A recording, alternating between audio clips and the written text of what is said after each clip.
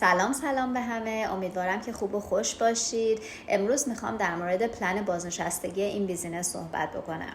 همونطوری که توی لایف ها یا پست های قبلی من شاید دیده باشید، من میگم که این بیزینس پلن بازنشستگی داره. حالا منظور چیه؟ منظور اینه که وقتی که شما به یک رنک خاصی تو این بیزینس میرسید، به شما یک پول ثابت ماهیانه تعلق میگیره که چه شما درآمدزایی داشته باشید چه نداشته باشید، وقتی به اون رنگ برسید این پول ماهیانه به حساب شما میاد که مبلغش در مرحله اول بازنشستگی $5000 آمریکایی هستش.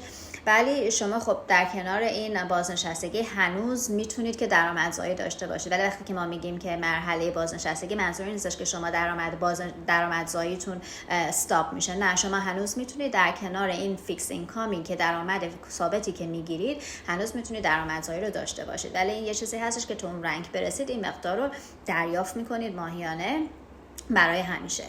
و مرحله دوم، وقتی که به یک رتبه بالاتر برسید، بهش میگن مرحله دوم بازنشستگی که شما مبلغ $10,000 آمریکایی رو از بیزینس دریافت میکنید و اونم تقریبا بین 1.5 سال تا 2 سال بعد از رسیدن به مرحله بازنشستگی تقریبا اتفاق میفته. خب البته تو آدمای مختلف متفاوته، ولی تقریبا زمان بندیش به این ترتیب هستش.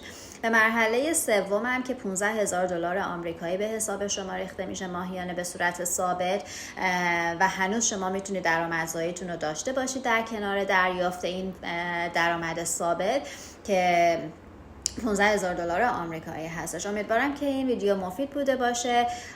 اگر که سوالی دارید لطفاً برای من DM بکنید تا من پاسخگوی جواب شما باشم. خوب و خوش باشید.